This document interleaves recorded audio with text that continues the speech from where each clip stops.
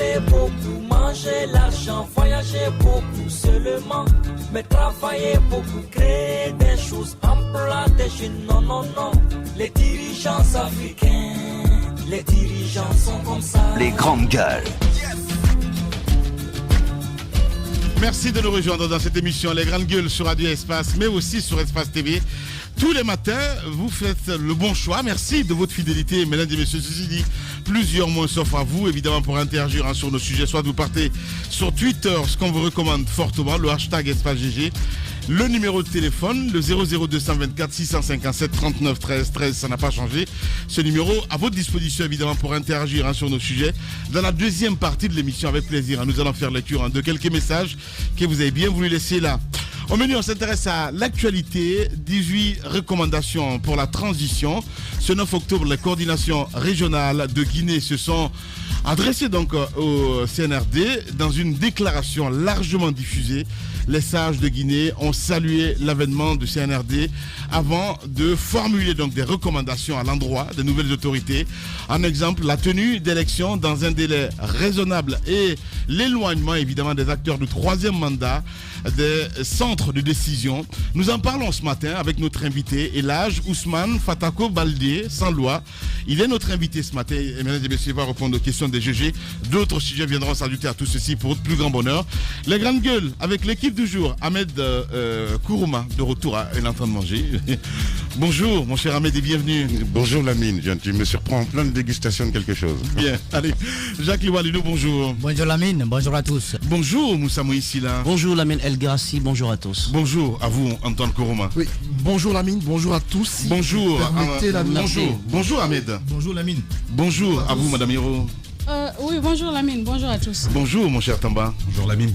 Bonjour à tous. Allez-y mon cher Ahmed.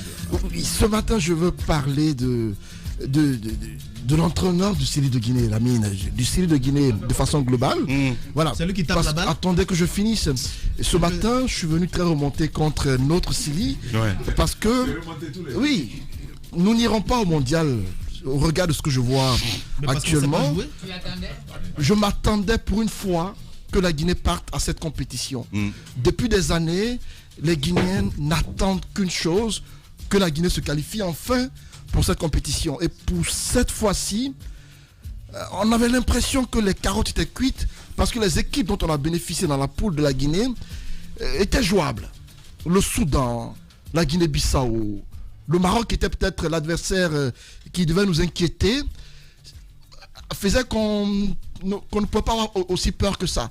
Mais après les sorties que la Guinée a faites récemment, 3 sorties pour 3 matchs nuls, je me dis que à un moment donné, il faut qu'on s'arrête et qu'on se dise les vérités. Soit il y a un truc qui ne va pas, il faut prendre des décisions tout de suite. Didier Six, à un moment donné, il y a un journaliste sportif qui était sorti dans la presse, je parle de Sega Diallo, qui a demandé à ce que Didier Six soit mis à la porte. Parce qu'il ne pouvait pas conduire l'équipe à cette phase finale, à ces éliminatoires de la Coupe du Monde de la CAN. Certains se sont mis contre cela. Arrêtez. Attendez que je finisse. Non, mais il faut arrêter. Certains se sont mis contre cela. Un sélectionneur parce qu'un journaliste a parlé. C'est bon. On est 12 non. millions de sélectionneurs en Guinée. Ahmed, lorsque l'un de nos confrères ou même des personnes au même titre que lui prennent la parole. J'ai beaucoup de respect pour ces gars, mais il n'est pas décisionnaire. Il ne l'est peut-être pas, mais c'est des constats qu'il fait. Pour moi, je les trouve pertinents. Oui, moi aussi, je les trouve pertinents. Quand il dit, par exemple, que cet entraîneur, par rapport à des aspects précis, ne peut pas conduire l'équipe de Guinée, aujourd'hui, les faits lui donnent raison. 3 matchs, 3 nuls, mais contre qui? Moi, ce ne sont pas les matchs qui me font mal. Mais c'est contre quel pays, quand même? Le Soudan, ils occupent plus de... Ils sont 5e sur le plan mondial. Sur le plan football. Attendez. Ahmed, attends que je finisse. Quand même, il y a des choses beaucoup plus contre le importantes que Soudan, on a des joueurs d'une trempe mondiale. On a des joueurs comme comment il s'appelle le joueur de Liverpool? Naby Keita. Bon, c'est bon, on a compris. Est-ce que je peux, Lamine, est-ce que je peux dire quelque chose d'important? Non mais il y a plus important que le foot là. On a des Naby, on a des Bayo. Attends, Ahmed. On a des Bayo, on a des... Attendez, Ahmed. On a de grands joueurs. Mais je peux pas comprendre que contre la Guinée-Bissau, contre le Soudan, qu'on fasse double match nul contre le Soudan 0-0 et 2-2. Ensuite contre la Guinée-Bissau, pour moi c'est une insulte. Il faudrait qu'il y ait une solution. Attendez qu'il y ait une solution immédiate. Qu'on trouve une solution, soit d'ID6, le message est passé, soit de remercier, mais qu'on trouve une solution immédiate parce qu'à cette allure-là, on n'ira pas au mondial et c'est malheureux. Alors que tout était tracé pour qu'on y aille. Est-ce qu'on peut parler d'autre chose maintenant? Il y a des choses plus importantes. Je sais que vous êtes jeunes aujourd'hui tous, mais pour ma génération, il y a un procès qui est en train de se tenir à Ouagadougou aujourd'hui, qui est le procès de l'assassinat de Thomas Sankara. Je voudrais d'abord lui rendre hommage, et puis comme quoi l'histoire nous rattrape. Voilà, ça c'est pour moi plus important que le foot. Et en ce moment où la Guinée est en train de se recomposer, de se reconstruire, il est important d'avoir une pensée pour cet homme qui est une icône mondiale et surtout un personnage historique pour l'Afrique. Voilà. Jacques Lévaleno, on s'intéresse à l'actualité média. Le groupe Dioma reçoit une visite très peu courtoise. Oui, ça commence très mal. Tout le monde l'a déjà dit depuis le week-end dernier, parce que ce que nous apprenons, ce sont des éléments des forces spéciales qui se sont invités dans les locaux de Dioma Media et ils se sont mis à se tirailler. Des informations sont remontées jusqu'au niveau de la police qui a donc décidé d'aller quand même les sortir de là. Et dans cette opération donc qui consistait tout simplement à leur demander de débarrasser le plancher, ils ne se sont pas compris. Un était armé, donc ils étaient tous armés, et un a finalement, c'est pas si c'est par inadvertance on va dire, où il avait prémédité, appuyé sur la gâchette et il va blesser, n'est-ce pas, un policier. Finalement, on va envoyer un renfort. Finalement, une force mixte, police et gendarmerie, va venir sur les lieux pour exiger que les deux éléments soient, n'est-ce pas, arrêtés. On parviendra à les mettre au respect. On les dépose du côté je crois, de la CMIS de Eco 2, ça c'est vers Bambeto là. Donc, à partir de là, une information va venir des forces spéciales. Selon ce qui se dit, ça doit encore être confirmé. On parle du responsable des opérations de cette unité d'élite, aurait demandé qu'on libère tout simplement les deux agents qui ont été arrêtés. Je crois, de tractation en tractation, finalement, il va obtenir la libération de ces deux agents parce qu'ils vont aussi être blessés, semble-t-il, pour qu'ils soient, n'est-ce pas, pris en charge par l'hôpital militaire. Et ça s'est passé comme ça. Depuis hier, nous avons entendu des réactions des associations de presse, du syndicat et puis beaucoup d'autres journalistes qui dénoncent quand même ce qui s'est passé. On nous dit qu'ils étaient venus chercher des véhicules administratifs qui seraient cachés à l'intérieur des locaux de Dioma Media. Mais je crois qu'on aurait pu trouver une stratégie. On ne dit pas que les gens doivent garder par devers eux des véhicules administratifs.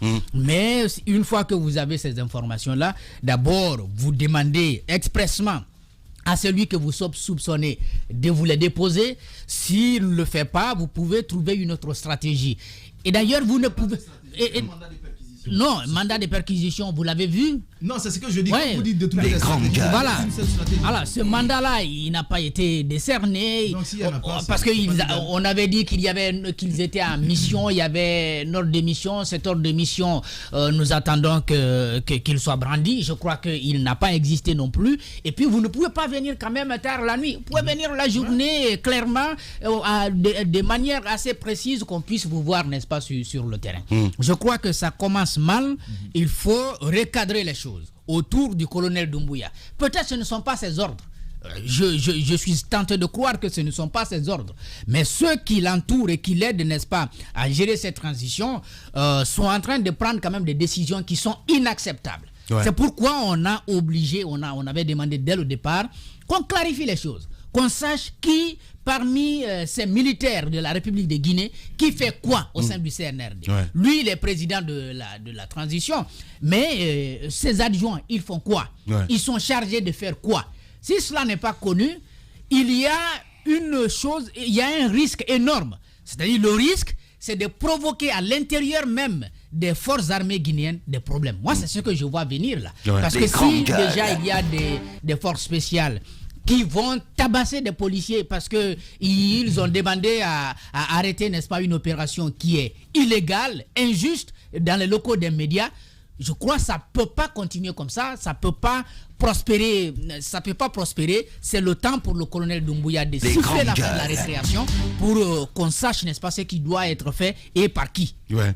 Ce n'est ni l'endroit ni le moment. Allez-y. Le moment, ce que je voudrais dire, quand il y a une enquête, une procédure en cours, c'est du ressort des OPJ, les officiers de police judiciaire, la police ou la gendarmerie, selon l'endroit où la plainte a été déposée. Je ne crois pas que ce soit du ressort des forces spéciales de débarquer, qui plus est dans un média pour faire une perquisition sans brandir, même s'ils avaient un élément, ce ne serait pas légal. Mais alors là, pas du tout. Ça ne relève là, pas d'eux. pour ça. Je ne sais pas ce qui se passe dans la tête de ces gens-là. Même pas la hack, Lamine.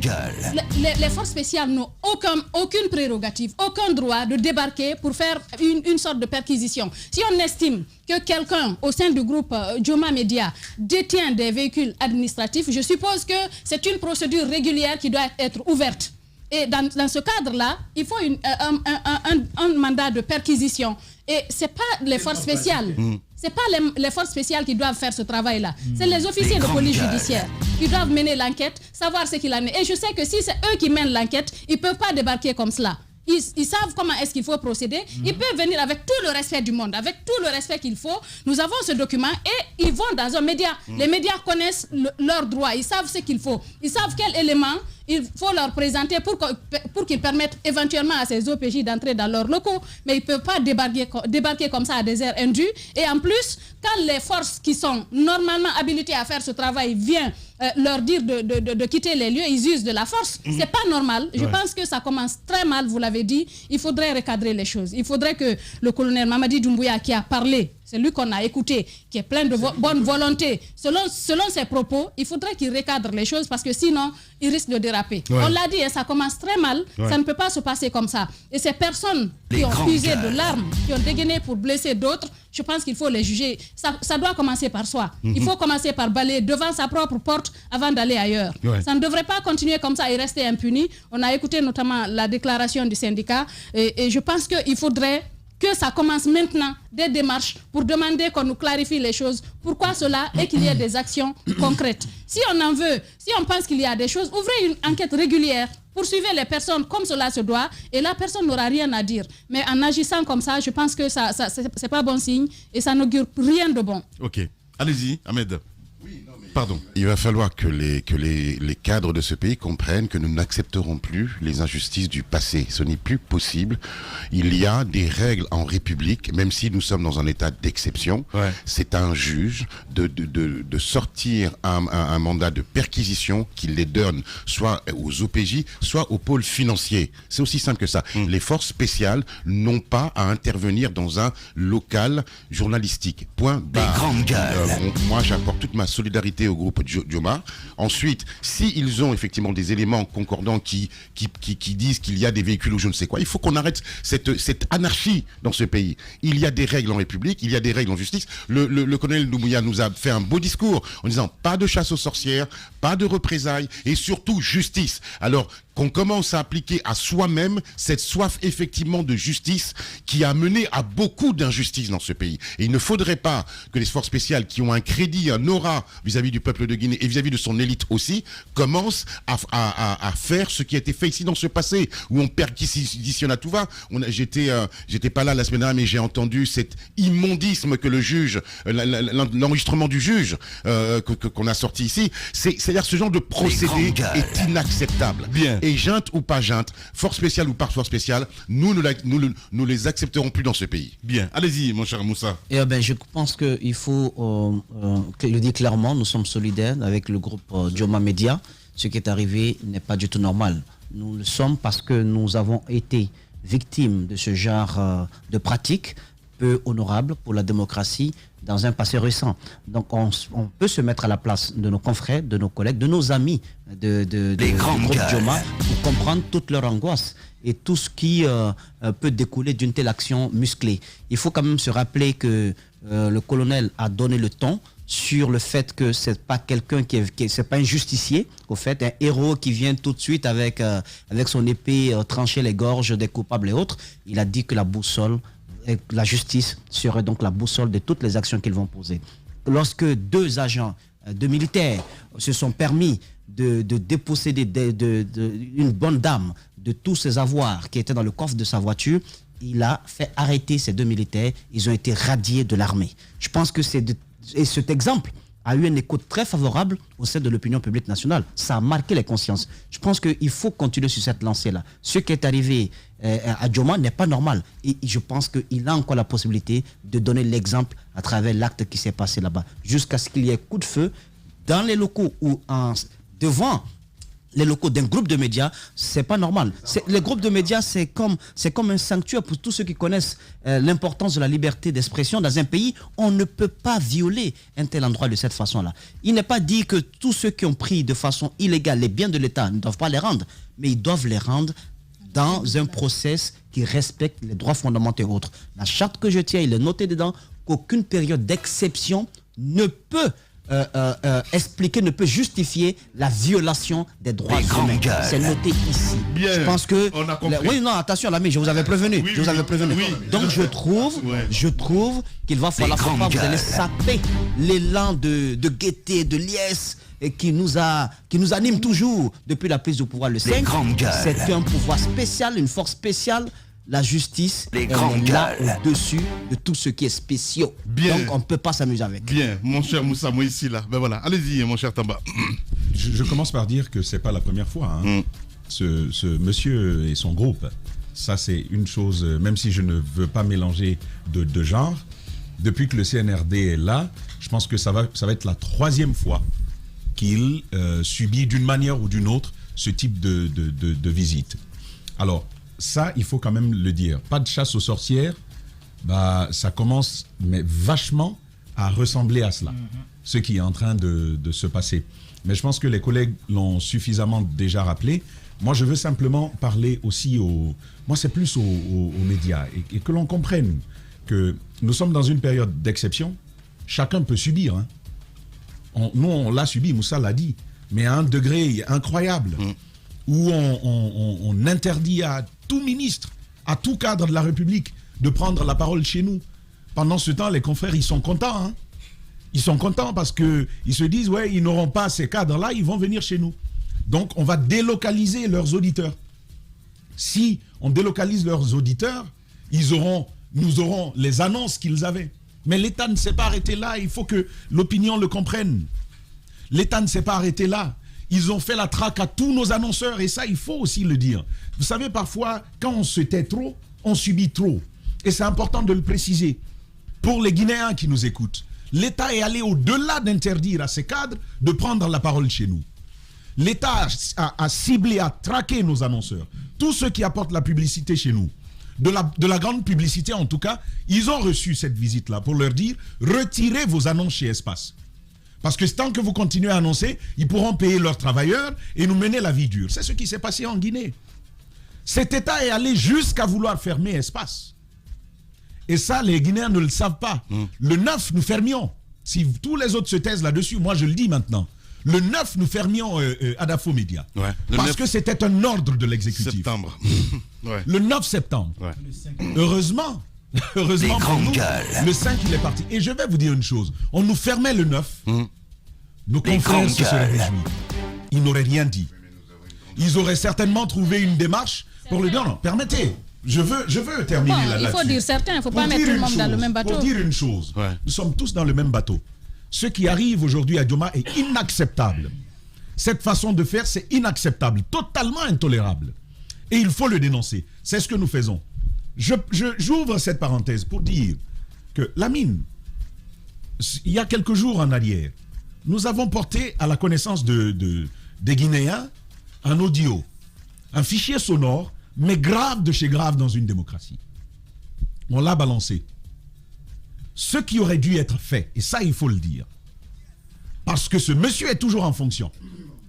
Il n'a pas démissionné. Il y est toujours. Rien ne se passe. À date, ça fait une semaine que ce fichier a été diffusé. Rien ne se passe.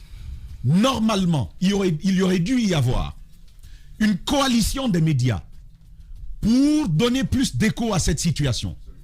Que la société civile se mobilise pour exiger des comptes de ce monsieur. Il y est toujours procureur. Imaginez qu'il y reste. Imaginez qu'il y reste.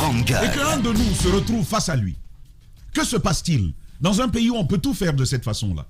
Et c'est pourquoi je dis encore une fois, petite dérive, il faut tout de suite réagir à cela. Ouais. Et c'est ce que je dis ce matin encore une fois. Ce qui est arrivé à Djoma est intenable et insoutenable, inacceptable, intolérable. Ça, c'est une chose. Et si on ne le dit pas, ça arrivera ailleurs.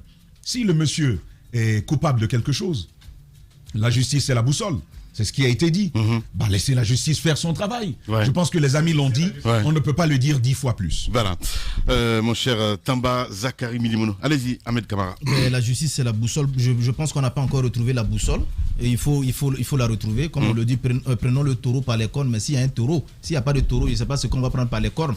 Donc, ce qui s'est passé, comme les autres l'ont dit, ce n'est pas du tout acceptable. Et à des heures indues comme ça, et comme si c'était des vulgaires bandits qui s'y les grandes gueules. Les agents de sécurité puissent donner une leçon de morale à des agents qu'on estime bien formés pour dire, montrez-nous le document qui vous autorise à intervenir ici. Je pense que ça devient grave. Et le colonel doit se lever et taper du poing sur la table face à ce qui est en train de s'arriver, ce qui est en train d'arriver. On ne l'indexe pas comme étant le responsable. Quand il y a ce genre de situation, il y a forcément des dérives. Ouais. C'est pourquoi, moi, quand on il y a toujours des éléments incontrôlés. J'ai parlé de bandits. Quand j'ai dit bandits, mon interlocuteur... Les grandes gueules. J'ai dit parce que quand on agit comme ça, là, ça devient du gangstérisme, ça devient du banditisme. Et imaginez ce qui est en train de se passer est très grave. Ouais. Au-delà des locaux de Djoma, mais après, ils se sont transportés où? Chez le responsable de l'unité qui mène la garde à Djoma Média. Ce n'est pas normal. Ouais. Ce n'est pas normal. Et les grandes gueules. Si vous suivez les témoignages de son épouse, qui était juste dans une petite culotte, qu'on allait intimer d'ouvrir partout dans la maison pour qu'on puisse retrouver son mari, je pense que ce n'est pas normal. Et le CNRD doit faire un communiqué pour se désolidariser de ce qui s'est passé. C'est comme ça que le peuple comprendra. Parce qu'on n'a pas encore compris ce qui s'est passé. C'est vrai que ça s'est passé un week-end. Même déjà, les grandes gueules. On a dû entendre ce communiqué. Ouais. Mais on ne l'a pas entendu. D'accord. Mais aujourd'hui, nous voulons entendre ce communiqué, qu'il se désolidarise. Et que ce qui s'est passé pour les premiers qui se sont rendus coupables de banditisme se passe aussi dans ce cas de figure. Et qu'on ne se limite pas tout simplement à de simples au limogeage. Non, je pense que ça ne suffit pas. Quand des gens se rendent coupables de ce genre d'action, ils doivent être arrêtés et jugés, condamnés. C'est comme ça, c'est ça la justice. Alors si ça ne se fait pas, j'estime que pour l'instant on n'a pas encore retrouvé la boussole et il faut la chercher. Nous tous on cherchera cette boussole là. Bien, Ahmed Kamara. Allez-y mon cher Antoine. Moi jusque là je pense que ceux qui ont été à Djoma ne sont pas des forces spéciales. Ce sont des bandits qui ont été là parce que 2 agents tout de même face à une dizaine de pick-up de gendarmes et de policiers. À mon avis, si les forces spéciales devaient envoyer des personnes pour aller demander des comptes à Djoma ou encore à une autorité quelconque dans ce pays, ça doit se faire de façon régulière. À mon avis, ça aurait dû se faire avec un groupe de militaires. C'est une personne physique ou c'est une personne morale? Les grandes gueules. C'est une entreprise. Bien. On a vu le cas Tibou Camara. On sait le cas pourquoi. Tibou, on sait comment ça s'est passé. Ça s'est fait de façon brutale. Mais dans ce studio, on s'est tous déployés à condamner ce qui s'est passé chez Tibou. Mais le lendemain, il y a eu un communiqué du CNRD qui a apporté des précisions par rapport aux raisons pour lesquelles il y a eu cette descente musclée. Et en plus, ce qui s'y est trouvé. Pour le cas de Djoma, jusque-là, il n'y a pas de communication officielle tout autour. Mais je me dis que 2 éléments de force spéciale ne peuvent pas être mandatés pour aller réclamer un véhicule sans document. Des grandes gueules. Récemment, je l'ai rappelé dans une de nos émissions à Lambani. Un inspecteur général d'État et sa femme, qui est secrétaire général dans un ministère en Guinée, se sont vus déposséder de leur véhicule par des éléments de l'armée. Je l'ai annoncé ici, j'ai alerté dans ce studio, on n'a pas pris ça en compte. J'ai dit une chose, des éléments peuvent se lever en leur nom propre pour aller réclamer des choses parce que la situation est instable. Puisqu'ils savent que les personnes sont assez frileuses actuellement, on peut profiter de la situation en se faisant passer pour des forces spéciales. On est allé à Lambani demander aux pères de famille de remettre les clés des véhicules à ces éléments-là. Ils ont pris les clés avec les 2 véhicules. Ils sont partis avec. Pourquoi est-ce qu'ils se sont sentis forts et revenir c'est encore parce que c'est un état. C'est parce que c'est un état d'exception. Il n'y a pas eu de sanction. J'ai dit une chose. Ces véhicules qui ont été pris à Lambani ne sont pas encore retrouvés jusqu'à ce jour. Ce n'est pas arrivé au siège des forces spéciales. Ce n'est arrivé nulle part. Ça a été détourné. À l'époque, on l'a dénoncé. Aucune solution n'a été trouvée. Aujourd'hui, si on apprend qu'il y a une autre descente dans un média de la place qui appartient à un ancien dignitaire du régime, on va se dire que des personnes veulent régler des comptes. Et il est important que le CNRD prenne la parole afin de clarifier les choses. Est-ce que ces éléments qui sont allés à Dioma ont été mandatés par le CNRD? Si ce n'est pas le cas, il faut qu'on les retrouve afin qu'ils soient sanctionnés. Bien. Voilà. Allez-y, Jacques, complément. Jacques. Oui, mais je voudrais en 30 secondes dire que au chapitre de ce que nous considérons comme étant la répétition de ce qui a existé sous Alpha Condé, il y a non seulement ce dont on parle ce matin, mais il y a également le fait que le Premier ministre et le Président se soient installés et qu'ils aient commencé à travailler sans déclarer leurs biens. Ça, c'est une mauvaise leçon. C'est une mauvaise démarche qui commence là. Parce que s'ils ne le font pas, les prochains ministres ne nous déclareront pas leurs biens. Et s'ils ne le font pas, ils auront du mal à moraliser la vie publique. Bien. J'invite le Premier ministre, Mohamed Beabougué, qui n'a jamais travaillé dans l'administration guinéenne, à ne pas s'entourer si vous voulez, des éléments qui pourraient un jour susciter des petits jugements sur ses avoirs, sur sa personnalité. Il faut qu'il communique, n'est-ce pas, qu'il déclare, n'est-ce pas, ses biens. Et ça pourra, n'est-ce pas, l'aider beaucoup. Et puis, ça va obliger ses futurs collaborateurs à déclarer leurs biens. C'est comme ça on va commencer par moraliser la gestion publique. C'est là où j'adore cette émission, c'est qu'on est les garants aujourd'hui de certaines choses. Bien. Effectivement. Allez, madame, je peux finir. J'ai dit on est, j'ai dit. Paris au pluriel. Allez, c'est comme ça aussi que vous aimez cette émission. Vous êtes sur Radio Espace. Nous sommes Dioma Média. Au GG de Radio Espace, vous laissez pas distraire. Le meilleur instrument pour mesurer la compétence, c'est le nombre d'attaques des incompétents. Les GG, sur les ondes depuis plus de 8 ans. Merci de votre confiance. Et sur Espace TV, tous les matins, vous avez accès à cette émission. Mesdames et messieurs, je le disais en titre, 18 recommandations pour la transition. Ce 9 octobre, les coordinations régionales de Guinée se sont adressées donc au CNRD. Dans une déclaration largement diffusée, les sages de Guinée ont salué l'avènement donc de CNRD avant de formuler des recommandations à l'endroit des nouvelles autorités. En exemple, la tenue d'élections dans un délai raisonnable et l'éloignement évidemment des acteurs du troisième mandat, des centres de décision. Nous en parlons ce matin avec Elhaj Ousmane Fatako Baldé, sans loi. Il sera avec nous dans cette émission Les GG sur Radio Espace. On en vient à cet autre sujet, mon cher Moussa Moïse Silla, dossier Ebomaf. Vous le dites si bien ce matin, d'importants rebondissements, mon cher ami. Qu'est-ce se passe-t-il exactement? Moussa Moïse Silla, évidemment, avec nous dans ce studio. Le temps pour recadrer tout ça et on va y aller avec nous, mon cher Moussa. Allez-y, voilà. Donc, nous avons été à Ouagadougou. Ça a donné ce que ça a donné. On a pu susciter le débat sur le contrat que l'entreprise burkinabé Ebomaf a eu en République de Guinée, contrat sur la route Kissidougou-Kankan-Mandiana.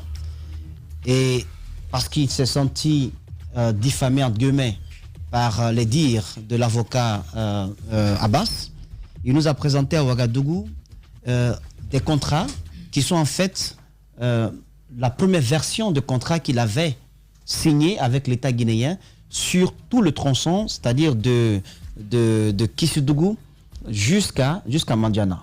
Mais après, ce qu'il ne nous a pas montré, c'est que ce contrat a été divisé en 2 tranches. Et une partie a été confiée à l'entreprise Guiter. Ce contrat existe et nous avons pu avoir une copie de ce contrat. Donc il y a eu 2 lots sur ce tronçon, un de Kissidougou jusqu'à Kankan et l'autre de Kankan jusqu'à Mandiana. Et donc ces 2 contrats également, chaque contrat a été divisé également en 2 parties. Une partie qu'ils ont appelée tranche ferme, une autre qu'ils ont appelée tranche optionnelle. Donc la tranche ferme, c'est celle pour laquelle M. Ebomaf a eu 65 millions d'euros qui ont été décaissés, puisque nous avons en main ici un document signé donc de Mohamed Diaré, qui était donc à la tête du département de l'économie et des finances le 21 février 2014. Mohamed Diaré, donc, qui écrit à messieurs le gouverneur de la Banque centrale de la République de Guinée pour lui demander d'émettre une lettre de garantie en faveur de la société Ebomaf du Burkina Faso. Le contenu de cette lettre est là.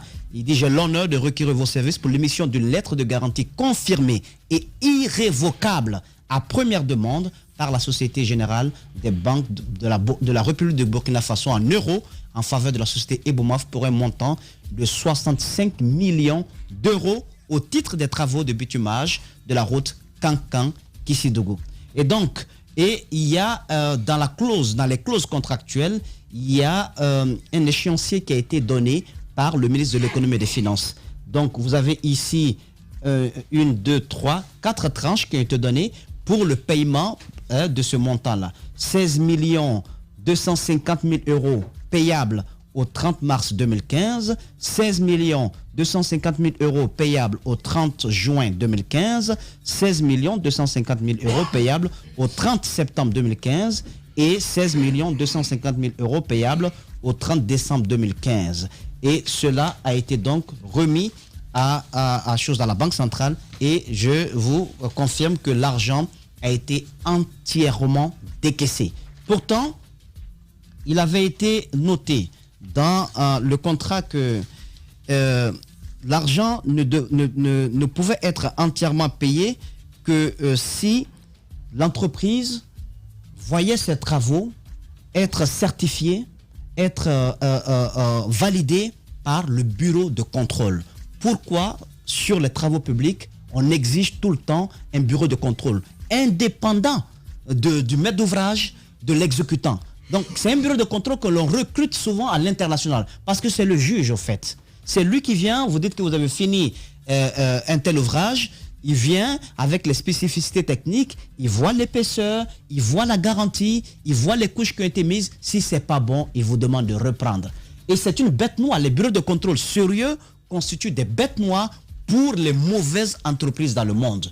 Le bureau de contrôle qu'on a eu en Guinée sur ce tronçon qui a été donné à Ebomaf, c'est un bureau de contrôle malien.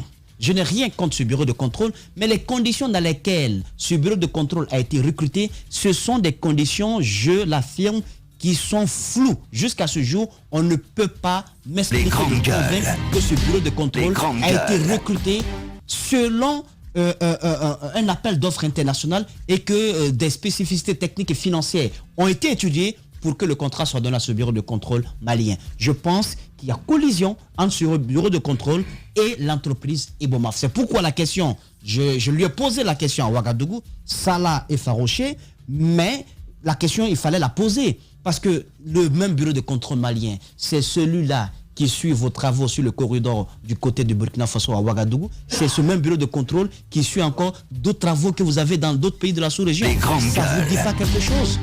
C'est extraordinaire. Pour des millions d'euros sortis de la banque souveraine, de la Banque de la République de Guinée, on devrait avoir un bureau de contrôle sérieux. J'ai insisté sur le cas du bureau de contrôle. Pourquoi?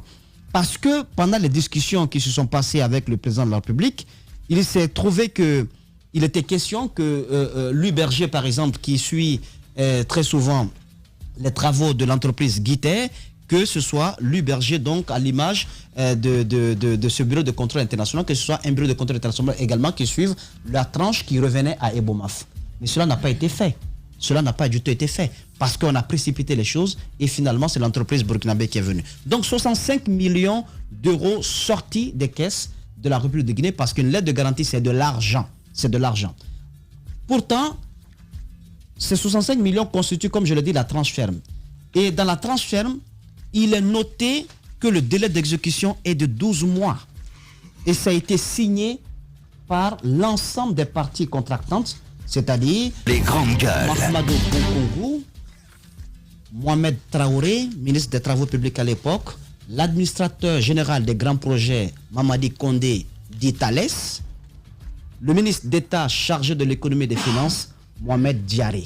Et cela a été enregistré le 12e mois 2013. Ça a été signé, donc il ne peut pas dire qu'il n'est pas au courant de la subdivision de ce contrat en 2 tranches. Il ne peut pas le dire, parce que ça a été signé par lui-même. C'était un peu, si vous suivez l'émission de Ouagadougou, c'était un peu l'argument qu'il avançait pour dire, j'ai eu le contrat sur tout le tronçon, on a unilatéralement, quand c'est unilatéral, vous ne signez pas.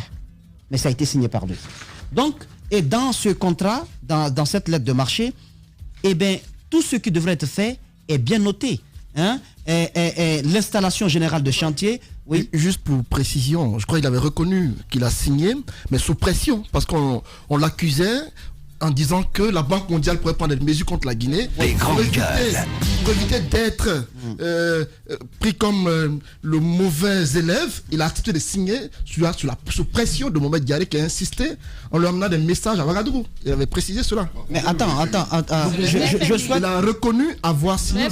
C'est une fuite en avant. Écoute, c'est une fuite en avant. Plutôt au lieu de la Banque mondiale. Oui, je vous dis, c'est un faux fuyant parce que un montant que vous devriez avoir aux alentours de 300, un peu plus de 300 millions d'euros sur tout un tronçon, on ramène cela à 65 millions d'euros pour une tranche ferme, quelle que soit la pression, vous ne signez pas cela.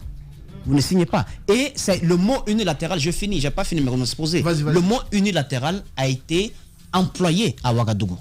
Mais quand c'est unilatéral, ça ne se fait pas comme ça avec votre signature. Dans la tranche ferme, le contrat que j'ai à ma possession, il est noté tout ce qui devrait être fait. Le terrassement général de chantier, le terrassement, la chaussée et le revêtement, l'assainissement, drainage, ouvrage, signalisation et l'équipement de sécurité routière, la construction de ponts, mesures environnementales.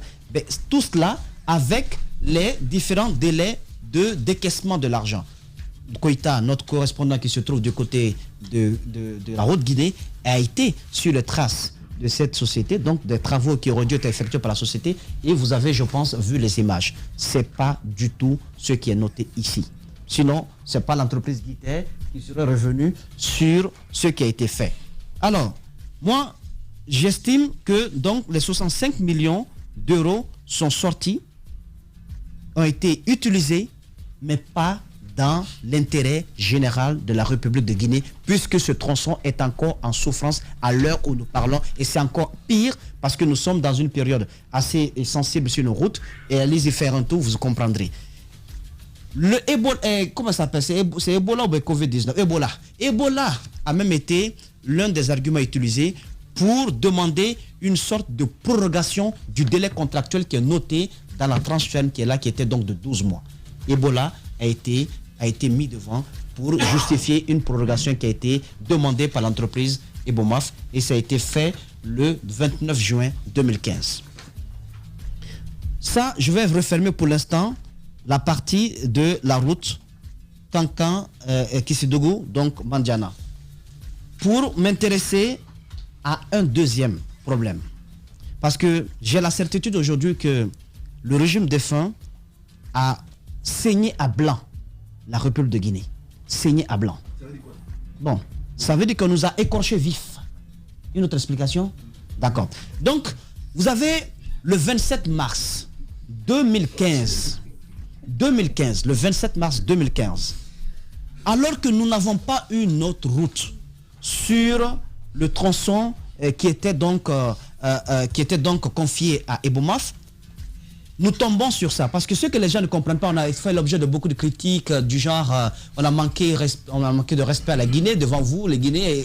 D'accord. Mais au moins l'action du groupe Adafo Média a obligé nos administrateurs à nous sortir les documents. Depuis combien de temps on parlait de Ebomaf ici? Depuis combien de temps on parlait de Ebomaf? Ils n'ont pas été capables de nous sortir un bout de papier. Il a fallu que Bokungu lance des roquettes pour qu'enfin ils se bougent un peu, ils sortent les documents des tiroirs. Mais ça ne suffit pas, chers administrateurs. Tous ceux qui ont été cités ici, qu'il s'agisse de Mohamed Diaré, de Ba Ousmane, du ministre des Travaux publics de l'époque Traoré, de Mamadi Condé, de tous ceux qui ont été ici, il faudrait que vous fassiez une conférence, que vous parliez, que vous expliquiez ce qui s'est passé. Guiter, voilà, leur silence. Le silence, justement. Guiter, a fait sa pédagogie la semaine dernière, mais c'est l'entreprise, c'est l'autre entreprise de ce marché. Mais c'est vous qui avez signé les documents. Au nom de quoi vous l'avez fait? Est-ce que vous aussi, on a mis pression sur vous pour que vous signiez cela? Parce que je pense que c'est le premier prétexte qui va nous sortir, mais ça ne suffira pas.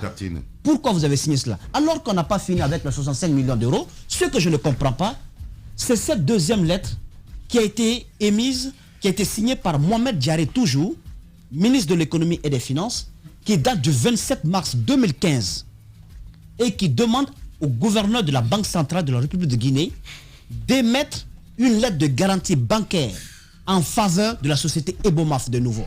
Cette fois-ci, de 120 millions d'euros pour des travaux de bitumage de la route Cancan qui se... Les grandes gueules. Vous prenez 65 millions avec moi. Vous ne m'avez pas rendu les travaux. Je fais encore une deuxième lettre de garantie pour 120 millions à vous donner. Il faut qu'on nous explique. Puisque les spécialistes nous disent, ils sont formels. Une lettre de garantie, c'est du pognon. Les grandes gueules. Et c'est la Banque centrale quand même qui met... Exactement. Vous n'avez pas eu des résultats par rapport aux 65 millions. Pourquoi sortir 120 millions? Pourquoi faire cette lettre de garantie pour 120 millions d'euros? Et il note que cette lettre de garantie bancaire confirmée et irrévocable à première demande, et qu'il s'agit de la route Cancan-Kissidougou. Il faut payer tout cela sur une période de 2 ans, suivant l'échéancier suivant. 15 millions d'euros payables au 30 mars 2016, 15 millions deuxième tranche au 30 juin 2016, 15 millions 30 septembre jusqu'au 30 décembre 2017 pour payer l'ensemble des 120 millions d'euros. C'est signé Mohamed Diaré, numéro de ce courrier 0684. Il faut qu'il s'explique. Les grandes Pourquoi? gueules. Pourquoi? C'est de l'argent, c'est notre argent. Alors que j'ai pas fini de digérer ça. J'ai pas fini de digérer ça. Ah ben voilà, MMS Show ce matin sur Radio Alors Espace. que Allez-y. j'ai pas fini de digérer ça. Qu'est-ce qui me tombe sur la tête? Un protocole d'accord. Sans mon accord. Parce que c'est au nom de la Guinée. Je suis guinéen. Oui. Sans ton accord, sans les vôtres. Ouais. Hein? Protocole d'accord entre les sous-signés et Boumaf. On dirait qu'il y a eu un contrat dans l'ombre pour dire Mohamed, viens, je te donne une partie de la Guinée. Les grandes gueules. Parce que pour moi, c'est pire que tout ce dont je viens de parler. Voilà, vous avez ce contrat, ce protocole d'accord entre Ebomaf, représenté ici par M. Adama Rwamba, secrétaire général, dénommé ici après créancière, la société Ebomaf, et qui, la République de Guinée, personne morale, représenté par Mamadi Camara, ministre de l'économie et des finances à l'époque. Vous avez le préambule qui est là. Souffrez que je vous lise le préambule. La République du Congo, représentée par M. Calix Ngano. Non, ça fait mal quoi. Non, je reprends. La République du Congo, représentée par M. Calix Nganongo, ministre des Finances et du Budget, a cédé à la société Ebomaf SA, représentée par M. Mahamadou Bokungu, les grandes gueules, une créance de 50 millions de dollars qu'elle avait sur la République de Guinée. Attends, il faut qu'on m'explique ça. Comment, moi je ne suis pas au courant, comment la République du Congo peut avoir une créance de 50 millions de dollars sur nous? Sur quel contrat? Quel deal? Qu'est-ce qu'on a fait? Qu'est-ce qu'on a pris là-bas? Je poursuis. Que l'acte sous seing privé comportant cette cession de créance a été notifié à celle-ci et déposé au rang des minutes du notaire le 29e mois 2019. Qu'étant ainsi subrogé dans les droits de la République du Congo, la société Ebomaf s'est rapprochée de l'État guinéen pour convenir du règlement de sa créance. Que les échanges ainsi engagés par les parties ont amené la société Ebomaf à abandonner le paiement de la somme de 5 millions de dollars au profit de la République de Guinée, qui à son tour a réglé à la société Ebomaf un acompte de 10 749 319,19 $, ramenant ainsi la solde de la créance à la somme de 34 250 618,81 $. C'est-à-dire que nous, on devait à la République du Congo 50 millions de $. Les grandes gueules. Le Congo est allé prendre la créance, c'est-à-dire vis-à-vis du Congo, ce n'est plus entre le Congo et la Guinée. La Guinée maintenant doit à Ebomaf. Donc la Guinée paye à Ebomaf ce qu'elle devait en République du Guinée parce qu'il s'est constitué à ce niveau-là. Et on a commencé à payer. On a réglé déjà directement 1 140 000 poussières, sans compter les montants dont je viens de parler, et un échéancier de paiement sur 3 ans courant 36e mois 2020 au 31/12e mois 2022, heureusement qu'il reste encore, a été accepté par les parties conformément au tableau pour le règlement. Oui, c'est toujours entre Ebomaf et la République de Guinée. Vous avez le 36e mois 2020, il y a le montant qui a été payé qui est là, 5 millions. Donc le 12e mois 2021, qui n'est pas encore arrivé, nous devons payer normalement un montant de 16 555 000. 16 555 000. Vous avez le 36e mois 2022, nous devons payer 11 millions. Le 12e mois 2022, on doit payer 5 millions. Donc, pour un montant de 33 110 411 $ que nous devons payer à la société Ebomaf. Alors, cette créance, qu'est-ce que c'est? Signé par Mamadi Camara et la société Ebomaf, donc, qui a été enregistrée. Ça veut dire quoi? Ils ne nous ont pas expliqué pourquoi on devait 50 millions au Congo de Sassou. Il est là, il faut qu'il explique. En fait, j'ai ma petite idée. Les grandes gueules. Je pense, et ça, il faut qu'il me prouve le contraire, que pour les administrateurs qui sont là, parce que ça ne peut pas rester comme ça. Déjà, je demande au parrain O+, à la force spéciale, de bloquer l'échéancier. On ne paye plus un franc, on ne paye plus un rond. On ne paye plus. Ensuite, il faut qu'il nous explique pourquoi on a payé les autres. Ma petite idée, c'est quoi? C'est qu'en 2010, je pense que quand il préparait sa campagne électorale, je pense qu'il allait contracter une dette auprès de son ami au Congo. Sassou. Et 50 millions de $, donc ainsi vont lui être donnés pour l'aider, pour le soutenir dans sa campagne. Il est installé président, Sassou dit mon argent. Il ne pouvait pas payer ça autrement. C'est nous qui payons cet argent. Non, mais tu ne vas pas imaginer comme des choses. Non, grand frère. Non, grand frère. Écoute, Lamine, je n'ai pas vu à ce jour un seul contrat. C'est pas une route, c'est pas l'électricité, c'est pas des groupes électroniques, c'est pas une université, c'est pas une école. Tant qu'on ne me montre pas, un contrat dans l'intérêt du peuple de Guinée qui prouve que nous devions payer 50 millions de $ au Congo, Lamine, je pense que c'est ça. Je pense que c'est ça. Et c'est une saignée financière grave. C'est-à-dire qu'on a sacrifié des générations dans ce pays. Et je ne pense pas, même lorsqu'on accumule tout ce qui s'est passé comme des bois au temps du général Lansana Conté, ça n'arrive pas à la cheville. Ça n'arrive pas à la cheville de ce qui s'est passé. Aussi simple que ça. Il faut qu'il nous parle. Bien, allez-y mon cher Tama. Alors vous comprenez bien qu'il s'agit finalement de manœuvres qui n'obéissent à aucune procédure. C'est entre Alpha Condé, propriétaire de la Guinée, et ses amis auxquels il choisit de donner quelque chose gratuitement. Si tu le veux, une parenthèse. Et ça, je pense que les preuves existent. 25 millions d'euros pris dans le jet privé déposé du côté de Ouagadougou. 25 millions d'euros pris dans le jet privé déposé dans une banque du côté de Ouagadougou. C'est de l'argent de la Guinée. Si le colonel ne se lève pas pour ramener notre fric, ça va être vraiment chaud. Bien. Parce qu'on nous a saigné là. Bien. Vous êtes chez les GG sur Radio Espace. Les journalistes accoucheurs de vérités diverses, pertinents et rusés, sans langue de bois, cultivés, nécessaires pour des journalistes. Les grandes gueules, des personnalités acquises par le travail, ce qui leur donne poids et légitimité à interviewer tout le monde. L'épopée des grandes gueules ou le socle de la liberté d'expression en Guinée depuis plus de 10 ans.